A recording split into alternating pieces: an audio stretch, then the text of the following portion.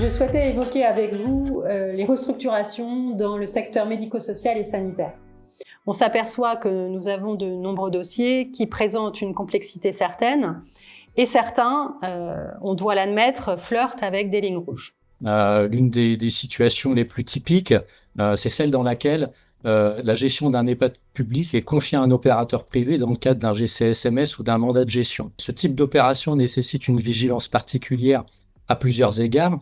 Alors, la première, c'est tout d'abord parce que l'opérateur public n'a pas de véritable liberté de choix du repreneur ou du partenaire. Il se doit de respecter le principe d'égalité. Et à ce titre, il est dans l'obligation de procéder à des mesures de publicité qui permettent à tous les opérateurs susceptibles d'être intéressés de pouvoir candidater. Le second point de vigilance et de risque concerne notamment la question de la responsabilité. En effet, l'opérateur public n'est pas déchargé des risques juridiques et financiers lorsqu'il confie la gestion à un tiers de ce service dans la mesure où il reste titulaire de l'autorisation d'exploitation et qu'il agit dans le cadre d'un mandat qui ne lui retire aucunement sa responsabilité à la fois vis-à-vis des autorités publiques et à l'égard des tiers. Tout à fait, Nicolas. On pourrait peut-être parler de reprise de cliniques par des hôpitaux publics. Un hôpital public ne peut pas acquérir un fonds de commerce, que ce soit directement ou par l'intermédiaire d'une structure tierce. Ce qu'il peut acquérir, en réalité, ce sont exclusivement des éléments d'actifs, qu'ils soient mobiliers ou immobiliers. La question du personnel, évidemment, se pose, puisque la cession emporte transfert du personnel dans les effectifs publics, avec les coûts qui y sont associés. Et puis, il y a le devenir des professionnels libéraux médicaux. Parce que si ces professionnels ne veulent pas ou ne souhaitent pas soit intégrer un statut public, soit trouver un autre mode de coopération avec l'hôpital public, l'hôpital se retrouve avec des actifs, avec des personnels, mais sans les opérateurs, que sont les médecins. On pourrait également parler de certains schémas, alors encore un peu plus complexes, où on met en place des groupements de coopération sanitaire, des groupements de coopération sanitaire exploitant d'autorisation. Alors il y a une vigilance tout à fait particulière à avoir sur la capacité du partenaire à faire face à ses obligations dans le cadre de ce groupement.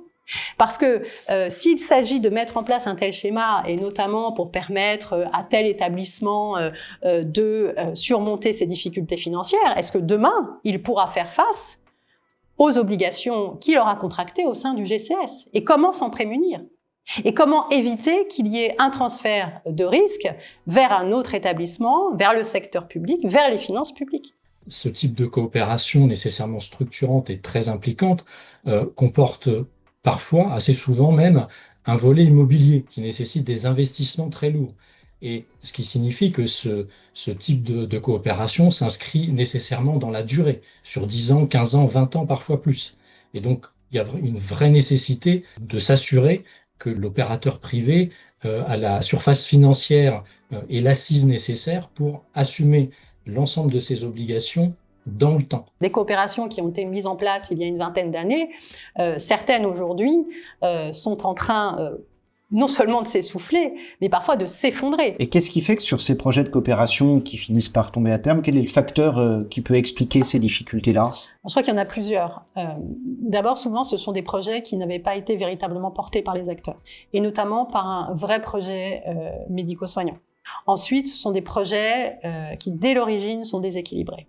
Et souvent, tu as des ferments d'irrégularité, alors qui ne sont pas forcément éclatantes au moment où le projet se construit, mais qui se dévoilent au fur et à mesure du temps. Et puis, il y a très souvent aussi dans les dossiers qui nous sont confiés aujourd'hui, et même contentieux, des partenaires qui, dès l'origine, souvent aussi étaient dans une situation financière difficile, qui en fait n'a fait que s'empirer, jusqu'à être dans une situation où ils ne sont plus du tout en mesure de répondre aux obligations qui sont les leurs. Et là, avec toute une série de difficultés pour recouvrer les créances, parce que notamment lorsqu'il s'agit d'une coopération avec un hôpital public qui a pu d'ailleurs construire sur son site les bâtiments accueillant l'établissement, eh bien cet établissement public ne dispose d'aucune garantie particulière vis-à-vis de ce débiteur. Quelles peuvent être les conséquences sur la responsabilité personnelle du chef d'établissement ? Elles peuvent être redoutables et je vous rejoins complètement sur les vigilances auxquelles vous appelez. d'autant plus qu'avec la réforme RGP et le nouveau code des juridictions financières, le texte a évolué, existe toujours la cause exonératoire de responsabilité et de sanction, le fait d'agir sur les instructions d'une tutelle. Néanmoins, cette protection et cette cause exonératoire ne vaut pas lorsqu'il est constaté que l'instruction procède d'une illégalité manifeste ou que le montage en question compromet un intérêt public de façon grave et certaine. Mais précisément, on est rarement face à une illégalité manifeste.